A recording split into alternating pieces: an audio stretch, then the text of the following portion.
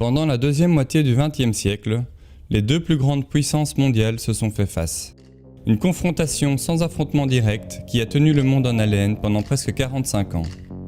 Voyons sur carte l'évolution et les enjeux de la guerre froide. À la sortie de la Seconde Guerre mondiale, après 6 années de combats et plus de 60 millions de morts, les grandes puissances européennes d'avant-guerre sont affaiblies. Il ne reste dans le monde plus que deux superpuissances, les États-Unis et l'URSS qui s'étaient alliés pour vaincre l'Allemagne nazie et l'Empire du Japon. L'URSS, ou l'Union des républiques socialistes soviétiques, est un immense territoire qui couvre 1/6 des terres émergées de la planète. C'est un État fédéral à régime communiste composé de 15 républiques et dirigé par un parti unique. Les États-Unis sont une démocratie libérale fondée sur le capitalisme. Le pays a une longueur d'avance dans l'armement car il est le seul à posséder l'arme nucléaire. De plus, son industrie et son économie sont les plus fortes. En Europe, les deux puissances jouent de leur influence. Les États-Unis sortent le portefeuille avec le plan Marshall. Ils offrent des prêts conséquents aux États européens afin de relancer l'économie et d'instaurer des échanges commerciaux. L'URSS de son côté veut protéger ses frontières et met en place des gouvernements pro-soviétiques dans les pays libérés. L'Europe se retrouve divisée en deux blocs séparés par ce qui est surnommé le rideau de fer.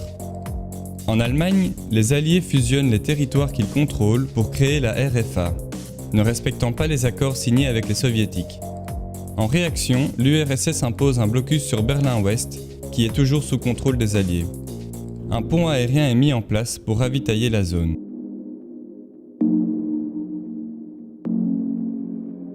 Désormais, les deux puissances se craignent.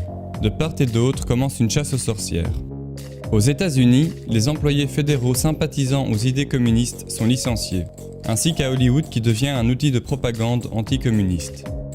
En URSS, toute forme d'opposition est sévèrement réprimée.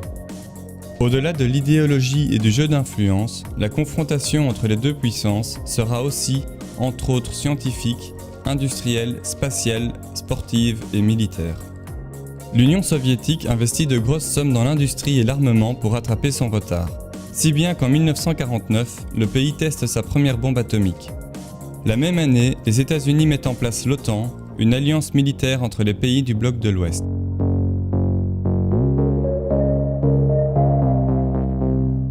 Tout au long de la guerre froide, il y aura de nombreuses confrontations indirectes entre les deux puissances.